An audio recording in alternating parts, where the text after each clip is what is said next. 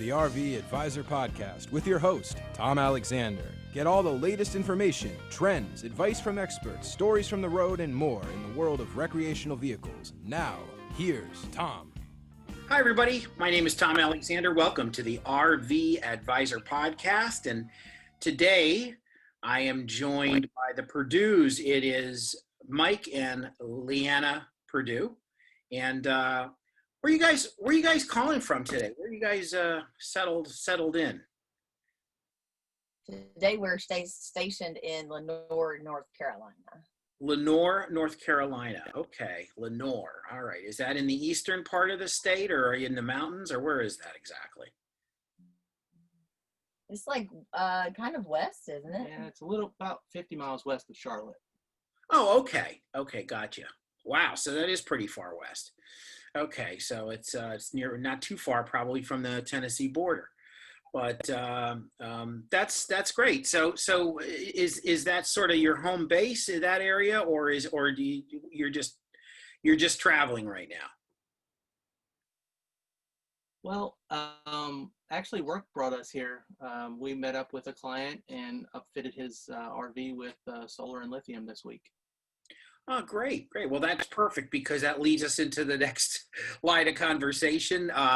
The dry campers. Now, I know that you guys have sort of helped take dry camping. It's kind of put a 2.0 on it. It's like a whole new thing. And I know that it's like you can share a little bit about what exactly it is you do and what you do for your clients. So tell us that story.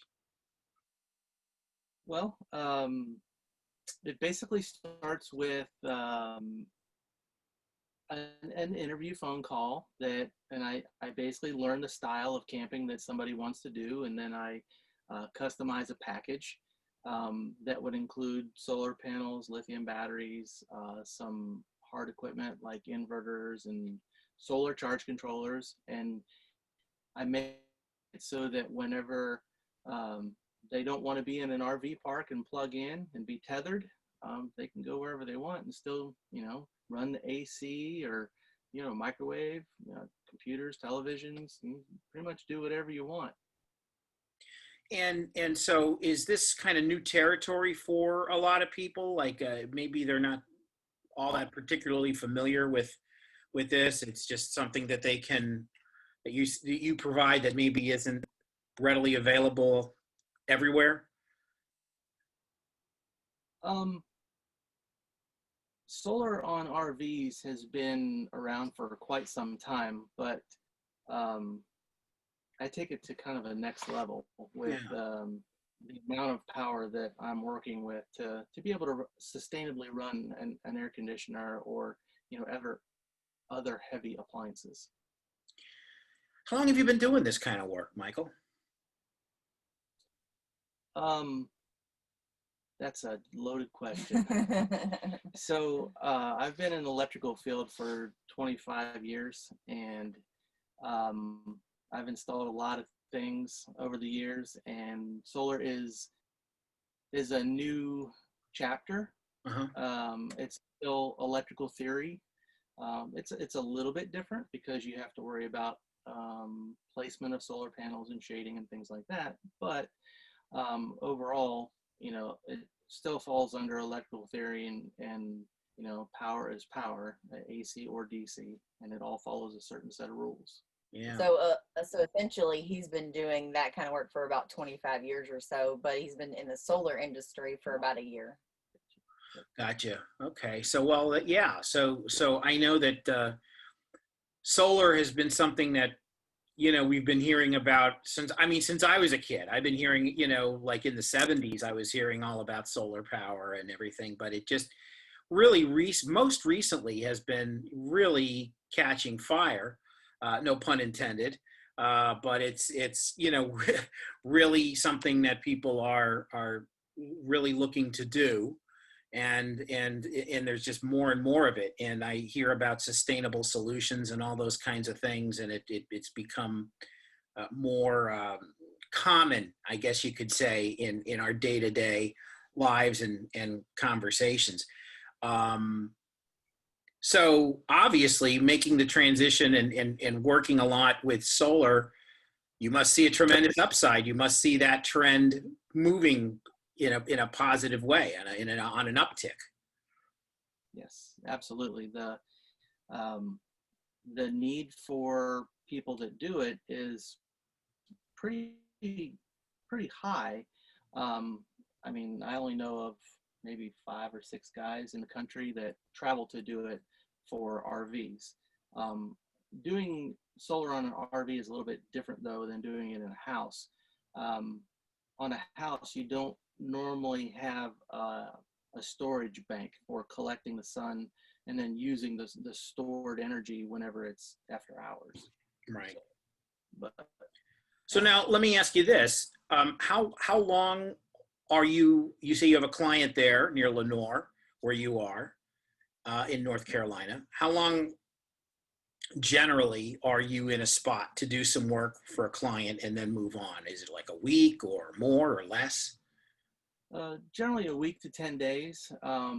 Sometimes if the system is really big, it may even push a little past 10 days. Mm-hmm. But we generally try to allow at least a week to be able to completely go through and, sometimes you're coming in blind. If it's a unit that I haven't specifically worked on, a new manufacturer.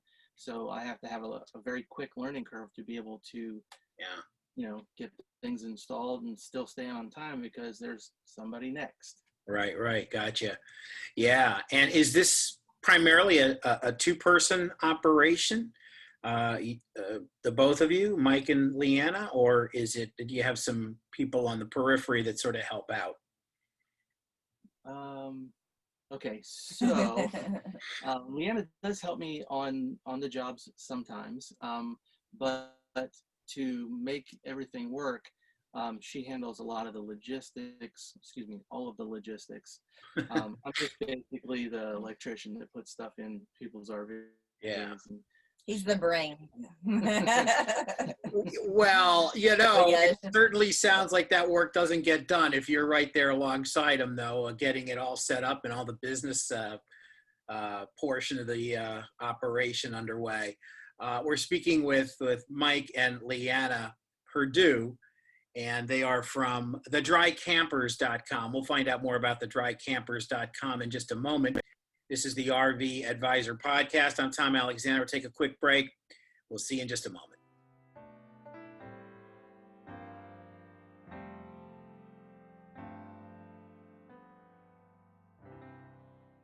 Hey, RV owners and those thinking about owning. Want to maximize the fun and minimize the hassle of buying an RV? You need GPS. It's Gigi's personal service. Our $350 package gets you me, the expert advice, and a host of outstanding services. Visit thervadvisor.com.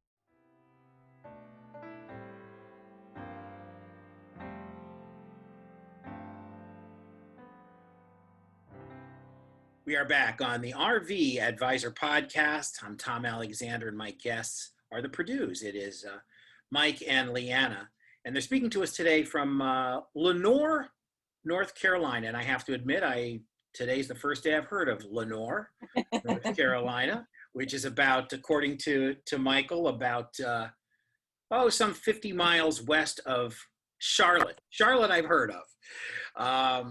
So you guys are always traveling, it seems, going from one job to the next. And is there a region where you sort of stay, like a general region, or are you all over the country?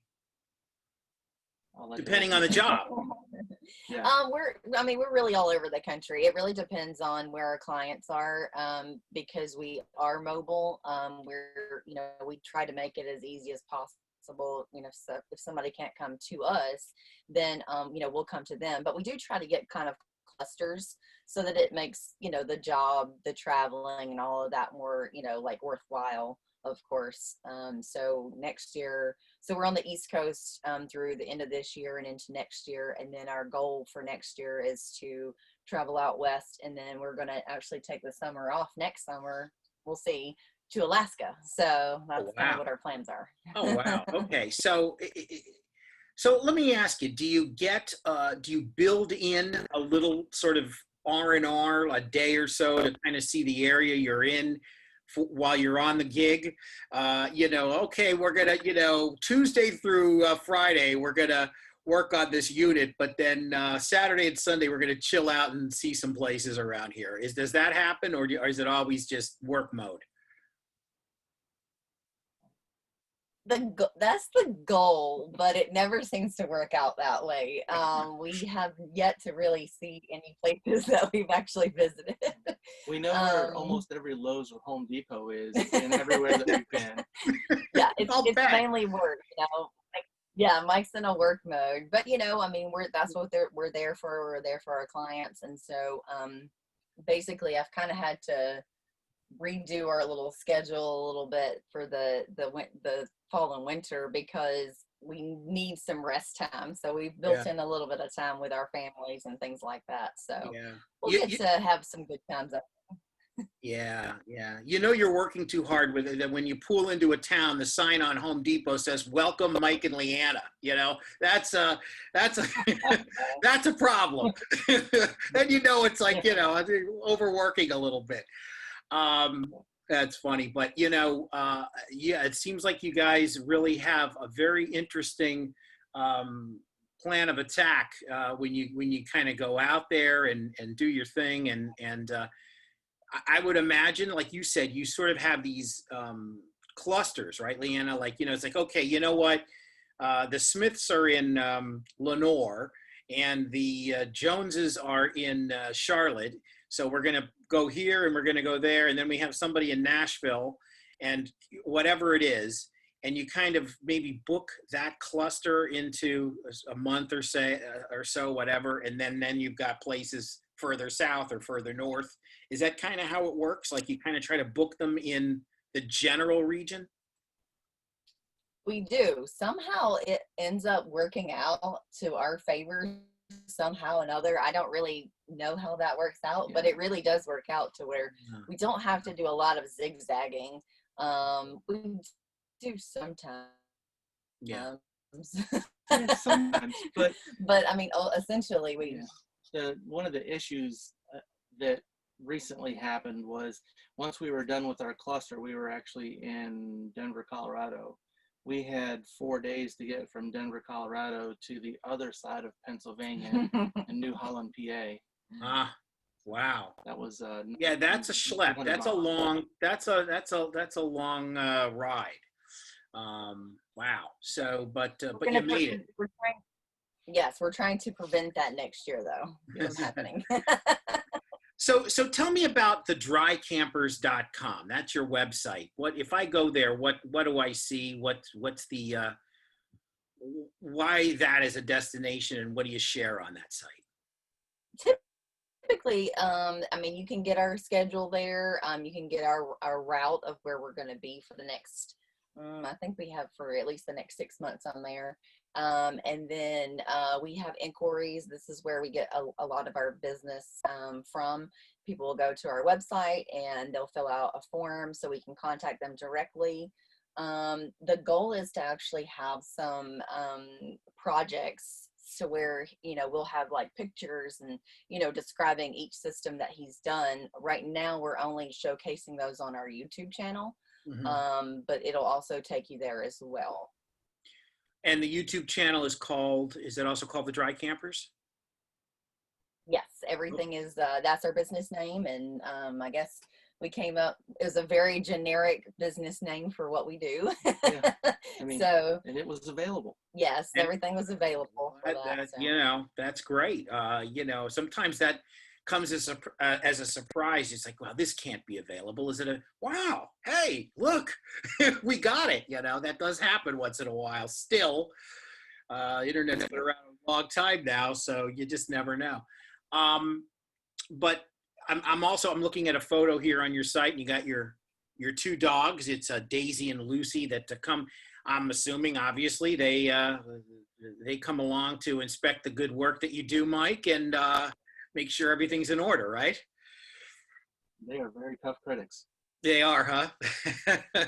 And so you're what are you riding around in these days? I'm looking at the background there, and you're obviously in your unit. What do you have? So today,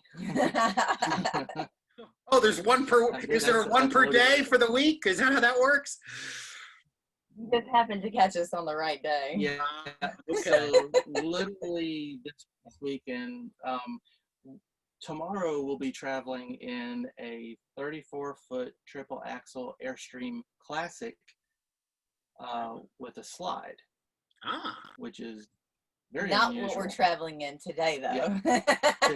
That's a 2006, but today we're in a 1988 triple axle 34-foot Airstream Excella 1000, and it's a narrow RV, and then the other one is a wide body. So when I'm walking down the hallway, my shoulders don't touch the sidewalls. Literally, Well, like that's a good. That's a submarine. plus. Yeah, that's always Yeah. that's nice.